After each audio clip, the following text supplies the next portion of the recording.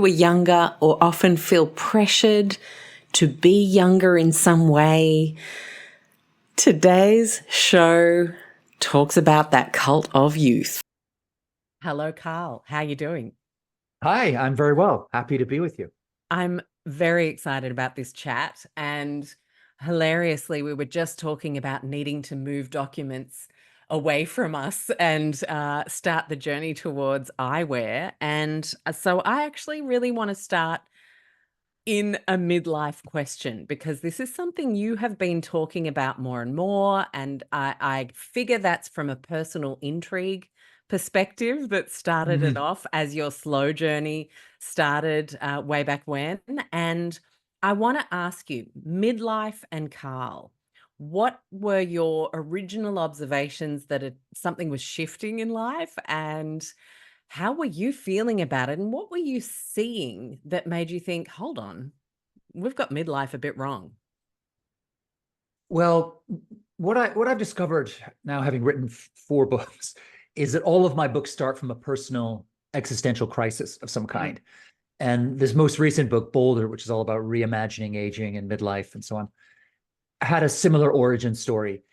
Now, if I go back to my younger self, 20 something, 30 something, all the way up into my 40s, I was a full blown card carrying member of the cult of youth, right? I just Mm. abhorred the idea of aging. I looked down on I mean, it's awful to say it. I just felt like it was, even in my 20s, I remember thinking, I got to get it all done by 30 because it's game over at 30. But then I got to 30 and I thought, you know what?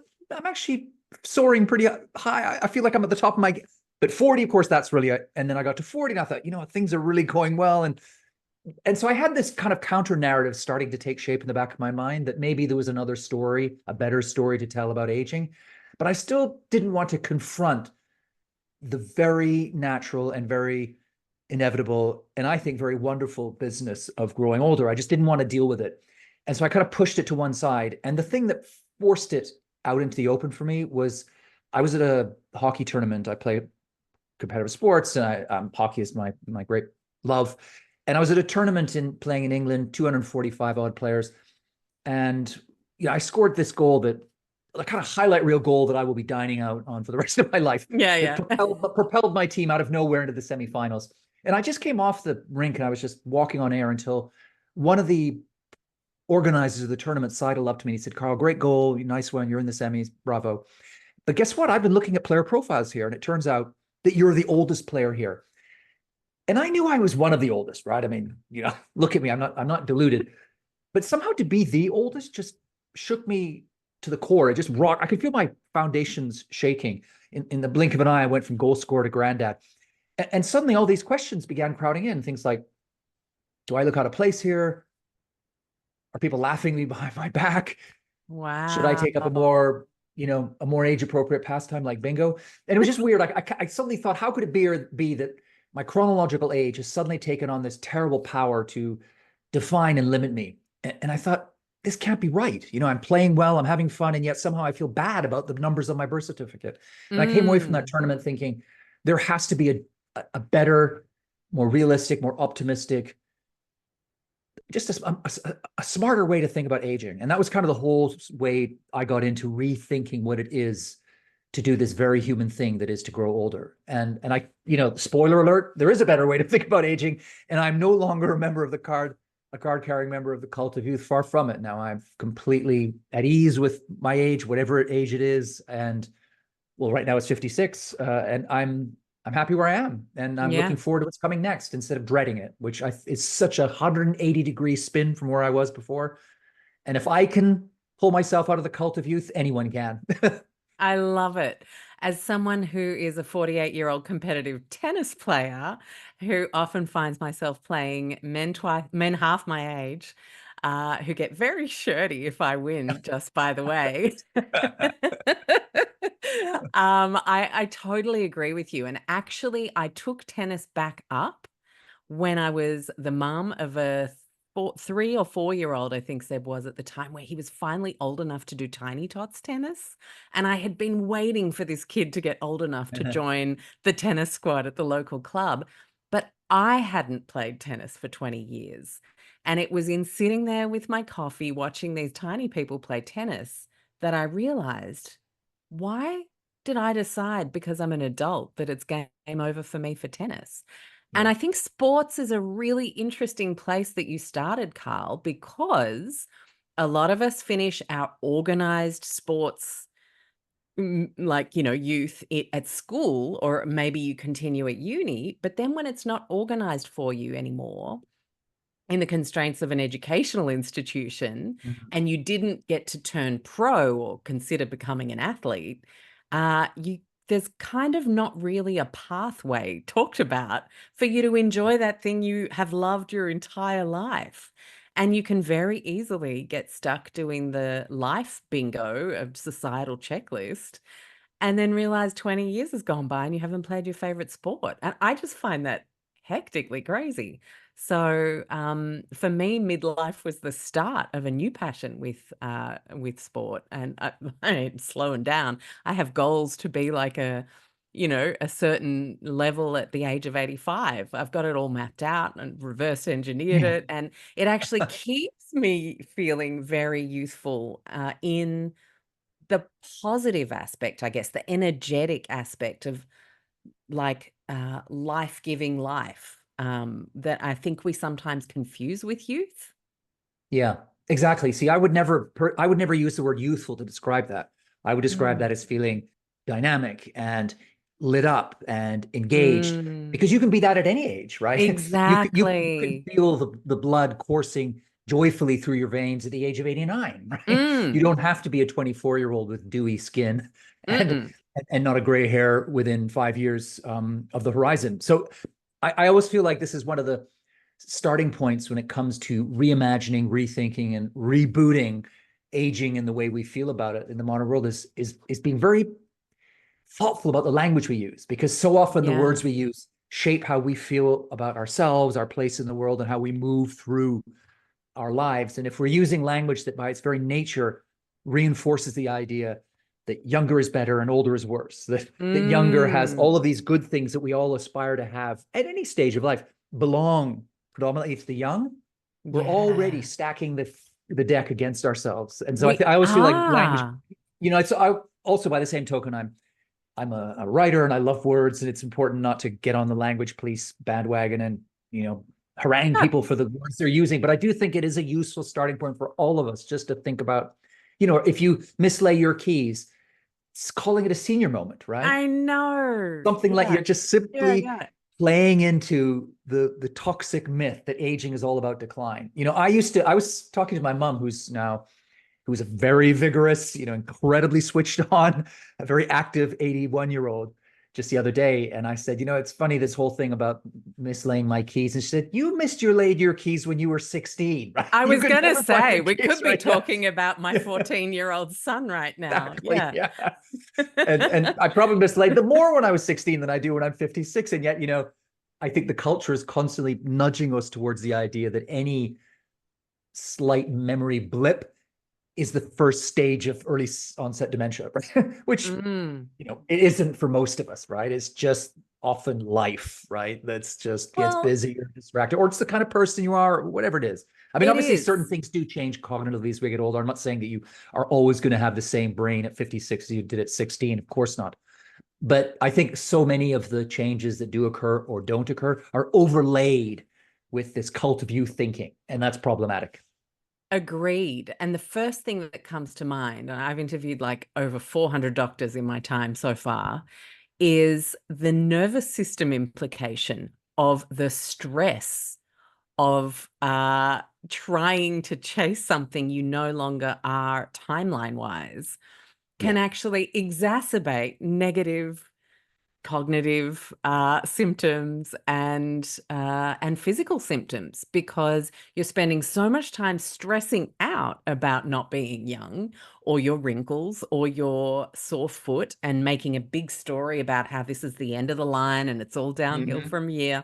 And that can put you in a fight or flight, which can then literally stop your body from functioning optimally and regenerating. So I think it's actually a really interesting psycho neuro feedback loop that we can get ourselves There into getting is. older as well. We can talk and think ourselves into a downward spiral. In fact, when I began digging into the research and parsing the science and all of the background before writing this book about aging, the thing that really leapt out at me and struck me most deeply, I think, was this idea.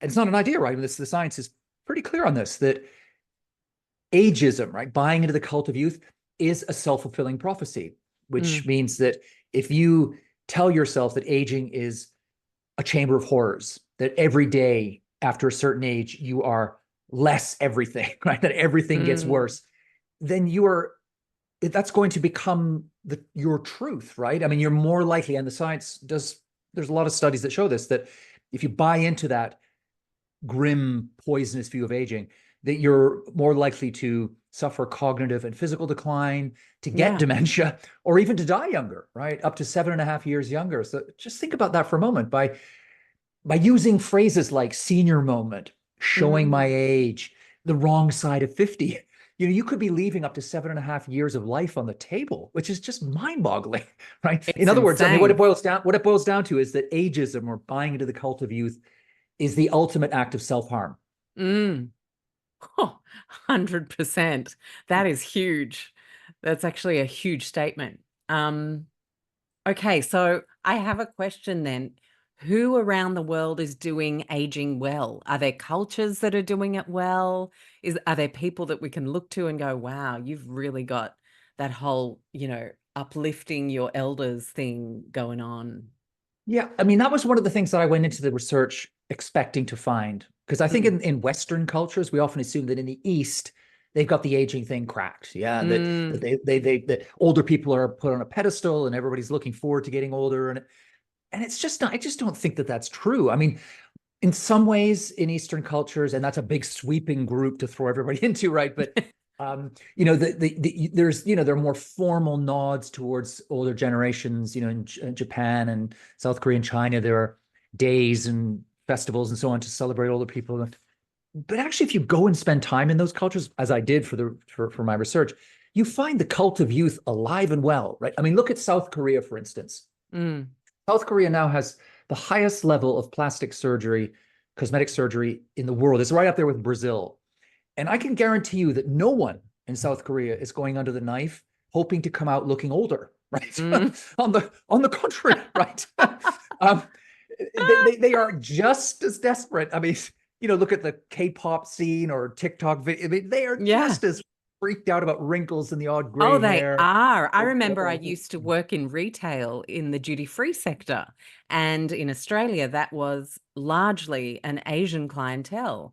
And the stuff that the women would go for would be the whitening creams, the lightening creams, the brighten. Can we look more Western, more young, more homogenized, yeah. and less like us? And I mean, that in itself is quite a sad thing that so many cultures seem to really battle with, trying to be something we're not. And age is like one of those parts of that. It is, I think. There's a kind of, I mean, the big I word, intersectionality, right? Where all these things come together. I think if you dig really deep down here, one of the drivers of ageism, the cult of youth, is the sort of consumer, free market, capitalist, turbocharged world that we live in, right? Which is constantly pushing us to feel dissatisfied with what we are, and trying to Yeah. make us feel less, to make us feel inadequate, and holding up these false gods of perfection that we all have to spend money on, aspiring to look like more or Mm-hmm. feel like more or sound like more. Just, And that can be about westernized West people with less Western features trying to look more Western, but very often it's about people who are older trying to look younger, and it's just a constant drumbeat of dissatisfaction with ourselves. And so when we're talking about taking down the cult of youth, we're not just talking about getting people to stop using phrases like senior moment, right? There are some big mm, tectonic shifts that need to go on in the culture to rethink and reset how we do everything, right? How we run education, how we shop, how we dress, all kinds of things need to be unpacked and reimagined here, I think. 100%. And it kind without trying to blow this conversation up into like even bigger pictures, it makes me think of the entire way our global economy is stacked with, at the heart, GDP theory that gets passed as something that should never have been the only metric for success. Yeah, And totally. then how perfect that is just such a powerful way to create growth for us to all hate getting older. I mean, you could buy so many products. People do. People go under the knife, as you say, to look younger. There's so much consumerism around the cult of youth. Not just about being able to run 100 meters a bit faster than you used to, kind of thing. Yeah, and it's tragic. I mean, we should be in a moment where we're popping the champagne corks. We've done an extraordinary thing over the last 100 years. Mm, We've extended lifespans and healthy lifespans in a way that would have been unimaginable to our great grandparents, right? mm, We're living better for longer now than ever before. But at the same time, have we ever felt worse about growing older? I mean, yeah, the very idea of aging elicits fear, shame, guilt, disgust, right? And a lot of denial, right? If you yeah. if you if you type into Google these days, I lie about the number one answer that comes up is not my weight, my income, my height. It's not even how much porn I watch, so that's probably up there too. It's my age, right? Yeah. It's I lie about my age. Ageism makes us feel so bad about growing older that we lie about how old we are. We lie We everywhere. We're lying on do. dating apps. We lie on our LinkedIn profiles. A friend of mine recently celebrated her 39th birthday. Hooray! But for the fourth time. I So know. this We've all got constant friends that do that. They're like, drumming. they Yeah. stopped when they were 39 and that's their age now. And that's it Yeah. forever. Yeah. Mm. And when you're lying to yourself like that, you're just buying into the ageist industrial complex. And I come back to that point I made earlier. That's all about self-harm. Right? You're Hmm. far, far better off just embracing who you are when you are, and then making the most of your life at whatever stage it is, whether you're 25, 45, or 105. Those Yeah. are the people I think that we ought to be putting on a pedestal, right? Rather than whole cultures. Just to come full circle to your question, I don't. I feel like some cultures get some things better than others. I didn't, at the end of my research, think there is one culture we all need to emulate. In the modern world, I think, if you go back to traditional cultures, but we're not going back to traditional cultures. So there's not so much we can import from there. I mean, we can learn the lessons of feeling good about your age and finding a role for yourself at every stage of life. But I think if we're looking at the modern world, plugged into the global economy, we're kind of all in the same boat at the moment. So Mm. I think it's very much more about finding individual people, building your own personal pantheon of people who are aging in ways that lift your spirits, right? Yeah. I'll give you one example from mine. There's a guy a few years back. I do a lot of because I do a lot of sports, and one of the things I do is planking, right? You do a plank, right? You hold a plank, which is Hmm. good for your core and all that stuff, right? So I'm pretty decent at planking. I can do it about an 8-minute plank, which is not too bad. That's very There's a good. guy. There's a guy called George Hood. Yeah, it is. I'm pretty proud of my planking usually. But that's not why I'm bringing it up. I'm bringing it up because there's a gentleman by the name of George Hood who broke the Guinness Book of World Records for planking Wow. 3 years ago. And he's in my pantheon. He broke the world record at the age of 62, right? So he's 10 years older than me. But guess how long he planked? He planked for 8 hours, 15 minutes, and 15 seconds. And you think, I'm feeling good for about doing 8 minutes. This guy's doing 8 hours and he's 10 years older than me. And I thought, now that's someone I can have in my pantheon. I'm never going to plank for 8 hours, but it's a reminder that it's not all downhill, right? Mm. Maybe at 62, I'll be able to plank 8.5 minutes. Who knows? Maybe I'll have slipped back to 7 minutes and a half. That's still pretty good, right? But just the idea that aging can be an upward curve instead of a downward slope. I think that's such an important thing to hang on to. And there are many people we can all find in our own lives or in public life that we can slot into our own personal pantheons and just have them there on constant carousel when you're feeling down about the way you look, the way it's going for you at work, the way your relation, whatever it is, and just remind yourself that there are other ways of being in the world that are much more upbeat and much more hopeful, and that they're, for the most part, within all of our reach. brilliantly said. And I kind of just want to add that it doesn't necessarily even have to be about physical achievement or exercise, No. or, because I think back to Edith Eger and her beautiful book, The Gift, that, like, the Auschwitz story, and then the way she built a life for herself after that, and the lessons she learned. And a mentor of hers said to her, after she said, "Oh, I couldn't possibly go for a master's. I'm 49." And she said, "What? Well, you're going to be 50 anyway, then you're going to be 51 anyway. And then, like, why not get your master's?" What, tell me how that makes sense. And it was such a moment for her, as you're talking about with your existential crisis at the beginning, where you go, well, hold on. What does that have to do with anything? If this is something I want and can do, like, go Yeah, for it. absolutely. If you want it, you can do it.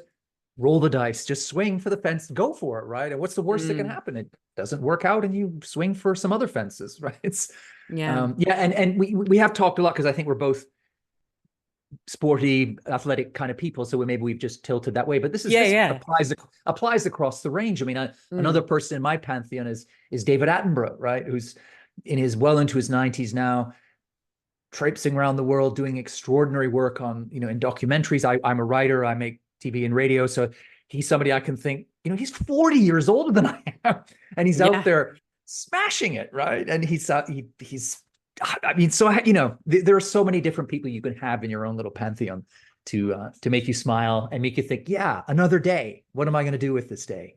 Yes, this precious day. Mhm. And look at your screen time averages, people, because there's a lot more you can fit in, I'm pretty sure.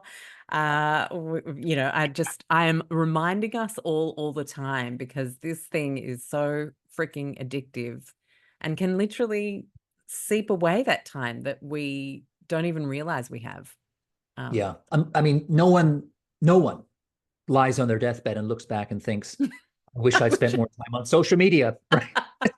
That's just never happened in the history of humankind, and it never will. Right? And near. yet, look at the number of hours that get sucked up by this Mm, black hole we carry around in our pockets called a yeah. smartphone. It's just extraordinary. And I'm not a luddite, right? I have an iPhone. They're great, fun tools, amazing toys, but they all have an off button somewhere, right? And Mm, really, it's on all of us to use that button a little more, maybe in some cases a lot more, and just carve out time when you're moving through the world at a human pace with your full attention. You're fully plugged into what's going on around you, because that's where happiness lies. That's where mm. finding your next step, working out what the next chapter is going to be for you. It's not by doom scrolling through TikTok or Instagram that you No. find inspiration. What you find doom scrolling is the next video to look at. Yeah, that's it. It's And pretty yeah, stupid. and someone else is deciding for you based on an algorithm what you get served. And I think that's, we all have to remember that. But I mean, I don't want to make this about social media, but I did want to make that point, because I think in midlife as well, there can be this sense of time running out. Mhm. And sometimes I, f- I think, correct me if I'm wrong, you might have found some research on this, but that in itself can create a panic that people need to numb themselves from, Mhm. potentially. I think it's a double-edged sword, because on one hand, I think the downside is, yes, I think people can think, goodness me, there's a deadline right there. It's fast approaching. Panic stations, right? What do I do? I'm Mm, going to have to try and cram all this in because the clock is ticking and the Grim Reaper is round the corner and he's about to ring my front doorbell.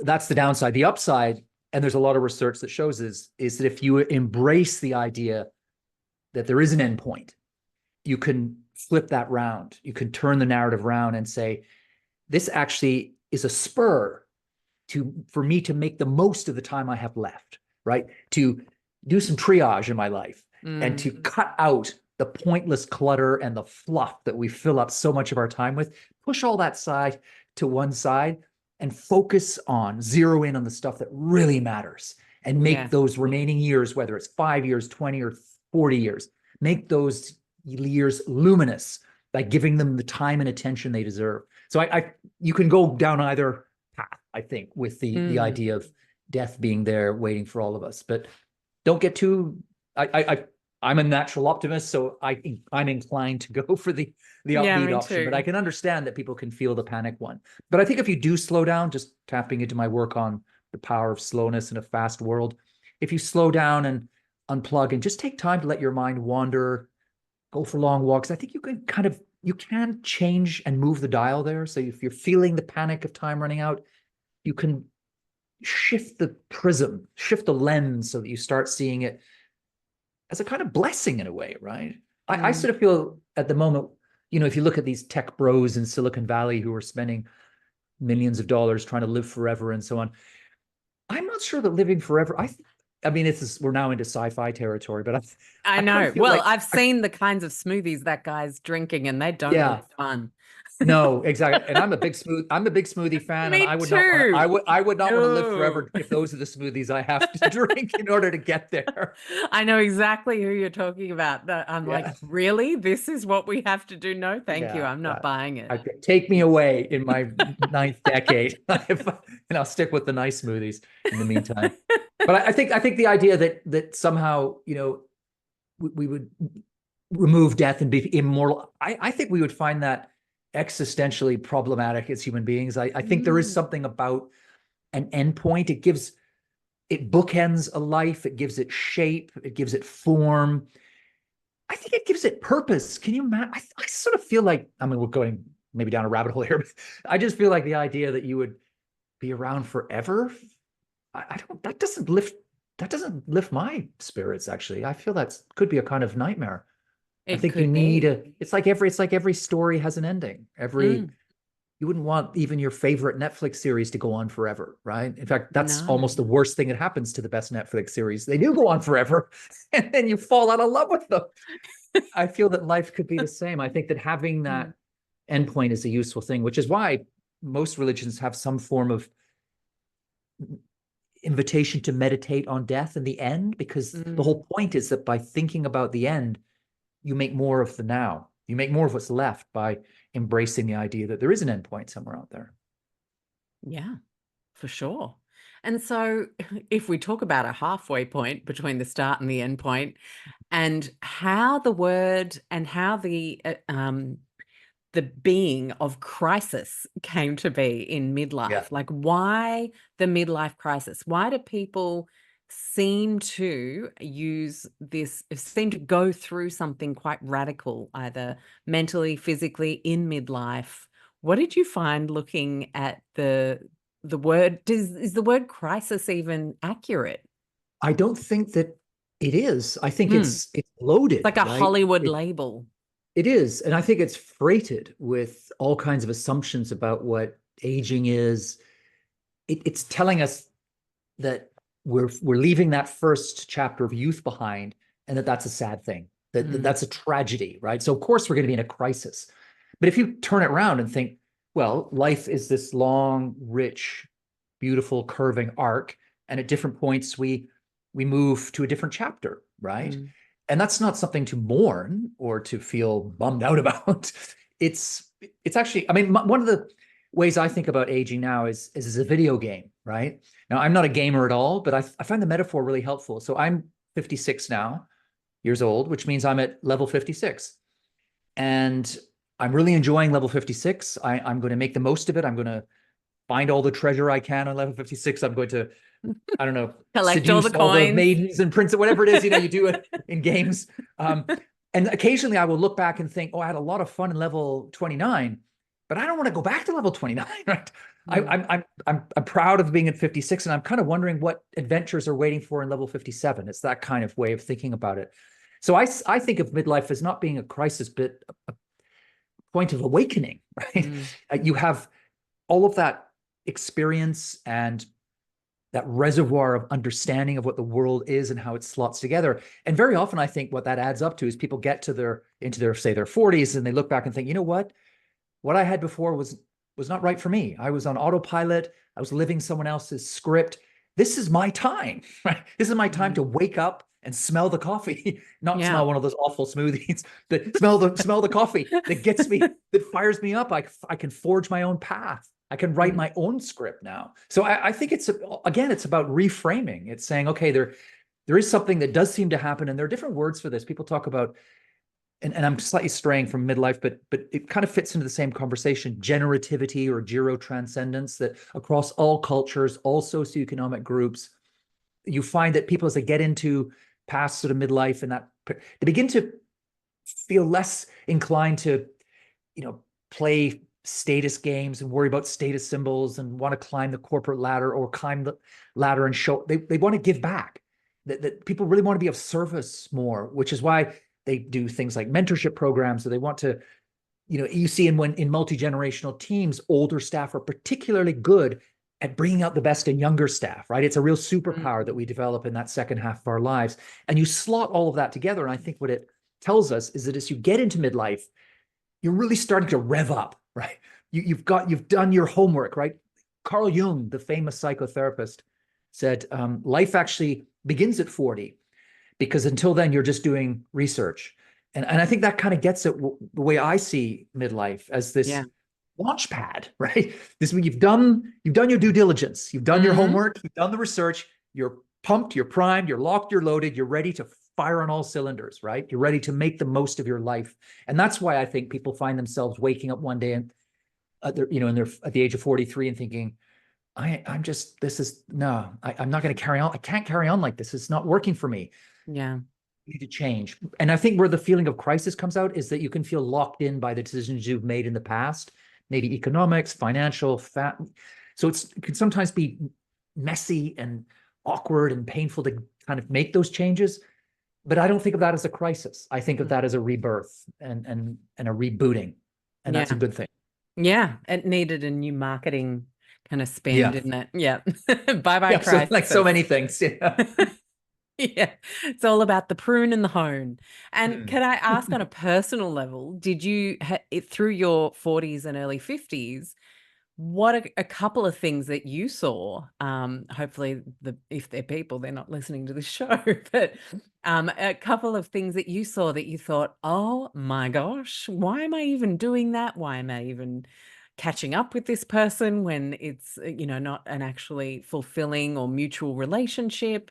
Did you have some really obvious pruning moments yourself? Yeah. I think pruning is a really important part here, because what you're doing is and it comes back to the slowing down thing. It's about getting rid of all that clutter and the stuff, the box ticking, Mm, and really homing in on what matters. And I think that streamlining is such an important part of living a life worthy of the name. And it's something we get really good at doing in our 40s, I think, particularly. And I noticed it myself that I'm very sociable. I got lots of friends, I got a wide network in work, but there were just people that just weren't just in another time of my life had been nourishing and a good thing to have around, but had just ceased to be that.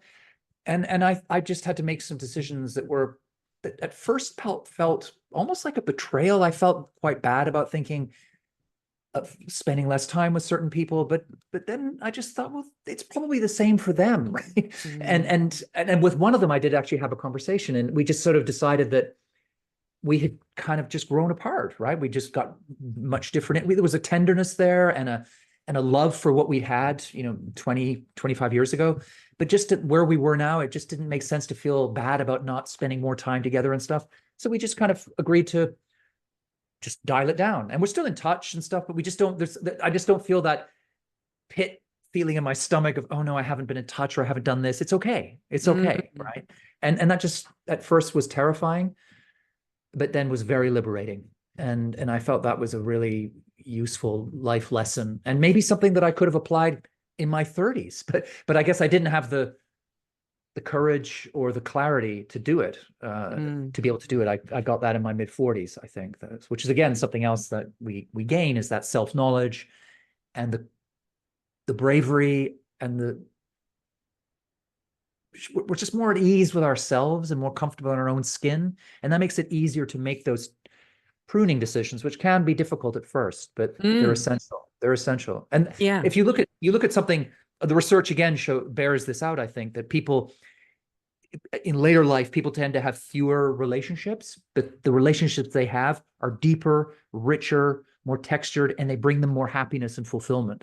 Mm. So, in a world where we have 4,000 friends, in inverted comma, on Facebook or whatever, Yeah. what does that even mean, right? Really, a few genuine, deep, real friends is far more useful and helpful. Yeah, far more. Absolutely. I think, one of the things that's really special about being a midlife woman is your estrogen starts to decline. And, yes, you may decide on HRT, and there's a whole bunch of reasons one would explore that. But actually, if you think about what estrogen gives the younger woman, which is the, oh, I can love and care for everybody, and I have Yeah. all this love and estrogen to help us all. And it's kind of freeing for that level to drop a little bit and to say, sorry, I don't have enough estrogen for that situation. Yeah. It's actually a beautiful triage that starts to Yeah. happen naturally, because you just don't have the give a shits the same Yeah. level that you did. So you actually have to be more discerning for the energy you now have and the brain space you now have, to give your fullest to different situations. And so it's really interesting hearing a male perspective as well on that midlife pruning, that sounds like it was almost more intentional, based on reflection rather than like a biological need to do less. Yeah, I guess for a male, the estrogen thing is, it doesn't come into the Mm, equation, I suppose.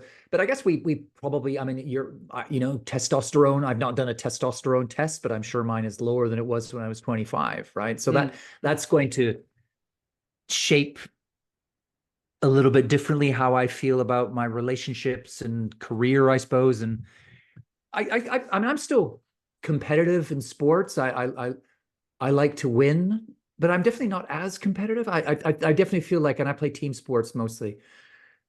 What really brings me joy is just the playing itself now, and mm. helping and seeing other people play well. And I used to be a real goal scorer. Now I take much more pleasure in setting other people up. Like, I'm a real assist Ah, machine now. And I just noticed, I was thinking actually nice. just the other day that could be a sort of sign of that there's something a bit more ego driven about scoring a goal. I still score goals and it's still a lot of fun, but I definitely get more pleasure from setting someone else up.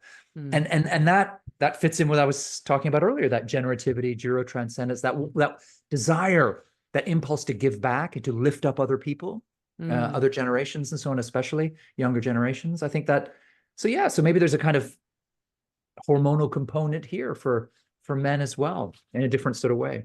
hmm. I love that. Now, we've talked largely about some of the positive opportunities of reframing aging. There exists a reality, especially in workplaces, talking to friends who are talking about their place in either, let's call it a small business, medium business, or a corporation. Could be any of those things. And I have a few friends who talk about how they have to be at a certain point by mid to late 40s. Otherwise, they're going to miss the boat on the C-suite opportunities. And, Mm-hmm. so they're thinking in these really calculated ways, like time is really running out. How much do we know that that is based on a cultural thought around, oh, if you're old, you're over the hill and therefore slightly less relevant and less valuable, versus an opportunity to actually reshape the way we think of business and think of people aging in a business? Because, yeah, you might not have the technical relevance of a digital native, let's say, but to your point of then being a setter, like someone who sets people up more, like Yeah. that's exceptionally valuable in an organization. And yet I don't see that being valued yet in workplaces on a big scale or Yeah. culturally. I think the key word in what you said there was yet, right? Mm. And Yeah, always yet, always yet. I'm going to play Yeah, the I optimistic am an card here. optimist too. Yeah. Yeah. Yes. Because Mhm. I am optimistic. I think that we've inherited a whole mindset in the workplace, which is the one you've just described there, that at certain ages you've got to hit these targets. If you haven't, then you're toast. You're heading for the scrap heap, and you get past a certain age, you're over the hill. We put you out to pasture, and that if that ever made sense, maybe it did in the Industrial Revolution when most people or many people were working in factories and it was manual labor. That doesn't make any sense today, right? When Mm, people can carry on being creative right up to the very end of their lives, they can, their social skills and social acumen improve right up to the end. People are particularly good at working in teams in later life. We can go on learning new stuff right to, so it make, and at the same time, the demographics have shifted around us. The planet is aging. We don't have as many babies being born. We need people to stay working and relevant in the workplace later than ever before. So all of these things come together to create a perfect storm, which means that we have to change. Finally, now we have to change this mindset. We need to mm, think, okay, people can and will be relevant at every stage of life. Multi-generational teams, and the studies are pretty solid on this too, are perform better on every metric, from productivity, creativity, collaboration, innovation, all this stuff, because there's a music and magic that happen when you bring people of different ages together. There are different perspectives, the different ways that they operate and think and so on can meld together into something pretty wonderful. So we have before us this incredible gift waiting to tap into, right? This mm. older, workplaces that could span 5 generations, which will be incredibly potent, but we're Yeah. held back by the cult of youth. We're held back by these old tropes and myths and ways of thinking. So I think we're in the foothills now of a revolution in the workplace where we are moving to something that'll be much more like what you and I are hoping will be there and the friends Mm. you've described deserve, which is a Yeah. world where we are cherished, valued, and allowed to flourish, not based on the numbers on our birth certificate again, but based on what we bring to the party here and Mm. now. That's what matters. And I think that we're seeing more and more of that now, more and more companies realizing that the labor pool has shifted, the world is changing, and that they have to have a longevity policy. They have to be open to the idea of people at all ages being at the table and working together. And so you're seeing many more companies doing things like, opening up apprenticeship programs to the over 50s or having reverse mentorship programs to weld together generations within the workplace, changing the way they do recruitment to make it less ageist, tweaking the algorithm so that people can get interviews at any age rather than 35 and under. So there are many Mm. levers to pull and more companies are pulling them, but goodness me, we've got a long way to go. We If do. you, I think I saw just one final data point here. I think I saw recently that they looked at a whole range of firms across sectors in the global economy at diversity and equity programs and so on.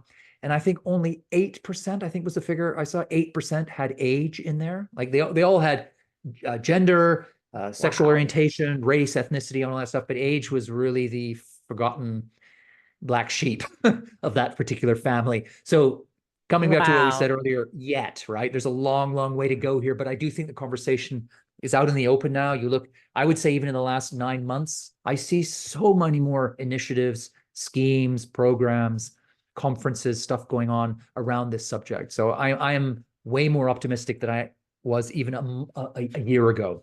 That It's we will turn this around. Yeah, it's exciting, It'll take isn't it? time. Because it makes me think of like when you're going to buy a car and you finally find this model that you think, oh, that's interesting, and then you start to see it everywhere. And Yeah. I am very comforted by the fact that you, Carl, decided to start looking into this whole midlife and beyond thing, and then you start seeing positive signs Yeah. of change everywhere. And I think we can hold on to that as a hope. But it also made me think metaphorically about biodiversity in nature, because every landscape that has the most diverse mix of plants, shrubs, animals, Mhm. insects, they all work to hold each other up to be Yeah. healthy. You look at a biodynamic farm, it's one of the most perfect designs. And that makes me think, well, biodiversity is actually better everywhere. Yeah. It's staring us in the face, right? Mm. Diversity is king. Nature is not wrong. So we No, actually just need to live more like it all the time, everywhere. it in everywhere, right? That's not just about the conversation on aging, right? I mean, Mm. nature gets stuff right, and when we go against nature, it usually ends in tears. And Yeah. I think we see that in so many different ways. And we see when it's Somebody's going to end up appropriate. getting hurt. Yeah. Yeah, and it's usually humans. Yeah. So yeah, I mean, and it's there for all of us, right? The beauty of tackling ageism, and another reason to feel optimistic is if you compare it to the war against other forms of discrimination, like racism or sexism or homophobia or whatever it is. In all those battles, you can imagine some people feeling that they're going to lose, right? Mm. But actually, we all have skin in the game when it comes to taking down ageism, because whatever age you are, you're aging, right? Yeah. And if you're lucky, you will also be older one day. So we are all in this together, right? We will all benefit by smashing ageism into a million little pieces and creating a world where people are judged not by the year they were born, but by the Mm. content of their character. And Yeah. that's really within reach, I think, for all of us now. And we will all benefit from it. So there's another reason to feel Absolutely. a little bit more hopeful today. Yeah, definitely. And I certainly don't want to bring the vibe down. I am going to bring something up, which is up more in your part of the world. If I look at America, for example, and Australia is not so far behind, where we have this erosion of the middle class, and we are needing to work like really hard to break even. And well beyond what one would say in the natural, beautiful shape of life would make sense to do, and you want to give back, and it's almost like your whole body is wired for the giving back, but you can see people then still needing to push on an Mhm. uphill. Do you have any insight there into like basically, I guess what I'm saying is maybe um it makes sense to create this beautiful shape into old age, but is the cult of youth overlaid by economic harshness, kind of keeping people almost trying to be young Yeah. enough to keep pushing? I think that a big problem here is whatever you want to call it, neoliberalism, turbo capitalism, the Mm. consumerism, all of this stuff is noxious, right? I mean, Yeah. it is doing harm not just to the planet, but to each and every one of us. It's locking us into a soulless dash to a finish line that none of us are ever going to reach, right? Mm. And I feel like it's had a pretty good run, but the system feels now like it's running on fumes. And you Yeah. can see that now with, And people you know, feel like they're running on fumes. totally. Yeah, we're Yeah. all running on fumes. And Mm. people are now angry, which is why you're seeing political uprisings and populist explosions all over the planet, right? The Mm. system is cracking. It's unsustainable. So I think that there's another whole other conversation to be had here about where do we go next? How do we forge a socioeconomic model that A, protects the planet, but B, also allows everyone to thrive in a way that's sustainable, that's joyful, that's good, right? That's a Yeah. big conversation. I don't have all the answers. I don't think anybody does. But Mm. I feel like there's a big groundswell now, especially in the younger generation who are coming up. They're going into human resource departments and saying, you know what? I'm not going to work till 4 in the morning, right? I want to go home and give my newborn baby a bath at 6 o'clock. And if you won't let me, I'll go work for a company that does, or I'll set Mm. up my own company, right? And we're at the beginnings of that. And there are a lot of Agreed. pressures. It's not always easy for people to take that step, but it's now permissible in a way that it never was for my generation, your generation. It just wasn't even Yes. conceivable. There was one track, you got on it, and you either were on it or you were off it, right? A Now there are hundred many other percent. tracks. There are many other tracks, and many of those tracks do defy and question this neoliberal model. So I feel like I feel that we're pushing at that door. The door is ajar. We just need to get more shoulders up against it and push it all the way through, and then we'll come up with something a whole lot better. And when we do, that will make all the other stuff we're talking about here, reimagining aging, changing the pace of life, creating a world where everybody feels valued, and that will come naturally or more easily when we have a world of economic sensibleness, because it's just Mm. not sensible anymore. It's just devouring itself, the economic Yeah, system now, and we all that's know it. it. Yeah, Um, exactly. There's a great cleanse that's about to happen, I think. yeah, something And seismic is about yeah, to happen, yeah, man. it And is. it probably will be. It could be bad in the short term. It could be scary, but out of the dark, what is it? It's always darkest before the dawn, that kind of thing. Yeah. Back to the optimism. I think that we will get through this and come out the other side. Oh, I am 100% with you on that, Carl. My last question is on the word retirement. Mm. because I think that is fascinating. And seeing the different ways retirement plays out for different people, and how that then reflects on their vitality and sense of promise in the day, the month, the year ahead is fascinating to me. You get the sit in a chair, watch the TV, I'm retired, I'm doing nothing. And then you get what my son called his grandpa, my dad, the other day. You get the ripped grandpa who's in the garden with his crazy projects, digging like tons and tons of dirt up and changing things up and doing all sorts of things, super fit. And for me, it's such an interesting word that can kind of, maybe it's because it's loaded as meaning the end for some people, Yeah. but it's actually another beginning. Yeah. I think it's a tricky word, and I might retire the word retirement if I could. Yes, I feel let's. like Yeah. it had a moment, a very short moment in human history of about a century when it kind of made sense, and we were living shorter lives. You would retire at whatever 60 or something, and you were probably dead by 70 maybe. Or but now people are living into their 90s, and most of us can expect comfortably to live, into our 80s. So Mm. the idea that you would have a hard stop at in your 50s, I mean, people were retiring in their 50s before, right? And then have 30 years of this doesn't feel like it makes sense anymore. I think we need something much more fluid and open.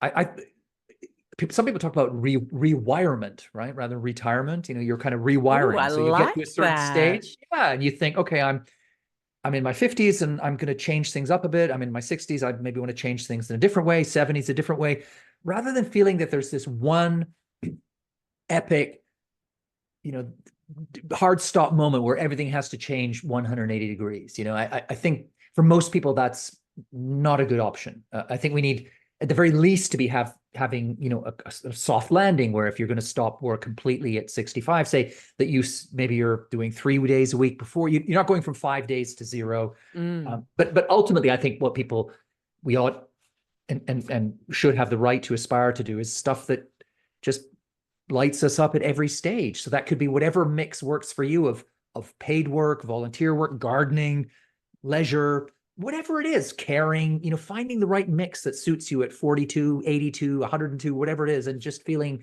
that whatever suits you is tailored to you at that moment. That is what's right. And that there isn't one paradigm, one Mm. straitjacket that we all have to squeeze into and abide by. I think we need to just shake it all up and let people Yeah. do what works for them, because not everyone will be able to do what your dad is doing, right? Mm. For physical reasons, for whatever reasons.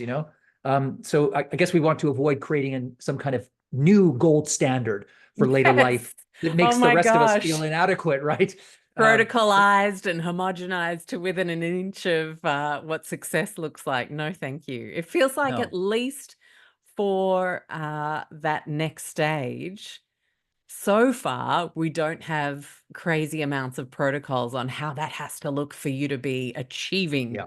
in that stage. Let's hope it stays that way. It feels pretty loosey goosey at the moment, doesn't it? Which I think is good. That's where we want to Mm, be. So people would mm. just arrive at whatever ages thinking, yeah, this is what I want my next 3 years to look like. Doesn't matter what anyone else is doing. Really don't care what anyone else thinks. I'm just gonna. This is the door I'm opening, and I'm just gonna stride on through with a big smile on my face. Oh, I love that as a finish. The magic of getting older, right? Carl, thank you so much for joining me. Such Thank a, you. a, a bright conversation. I feel uplifted. I feel excited. And I feel a real sense of promise that this conversation is being started by so many people. And I want to thank you for playing a huge role in doing that.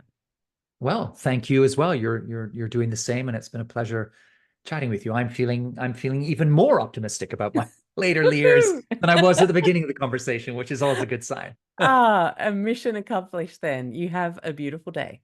There it is. The same to you. Thanks, Alex.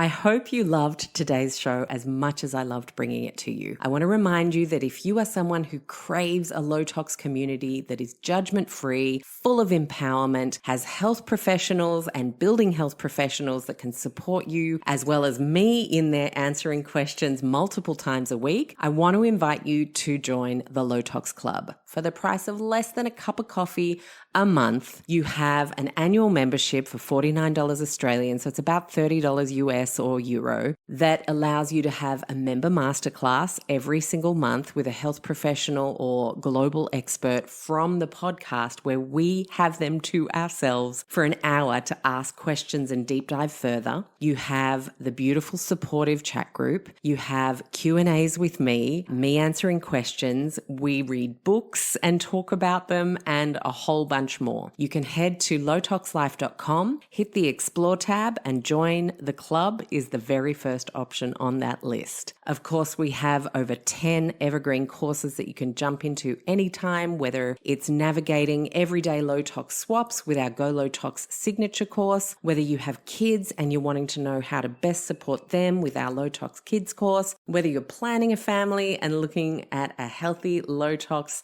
preconception journey, reducing inflammation, especially the chronic kind, with our Inflammation Ninja course, many other courses. You can again head to lowtoxlife.com, hit the courses tab, and you'll see all of the options, which includes a business course, my Low Tox Method program.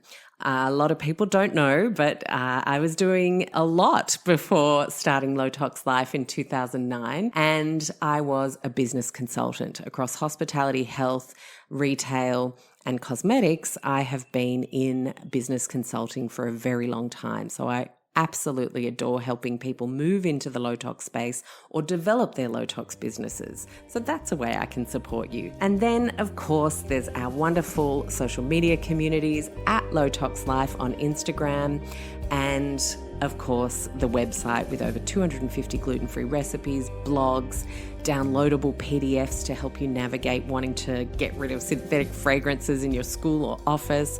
I could go on. So head to lowtoxlife.com, see what takes your interest or fancy, and thank you so much for being a part of our podcast community. I love reading your reviews. I appreciate every follow and subscribe, and I want to just remind you to finish off that if there's anything you heard that you found interesting from a medical or scientific perspective, it is intended as education only. Please always chat to a health professional who knows you and your situation best. I'll see you next week. Bye.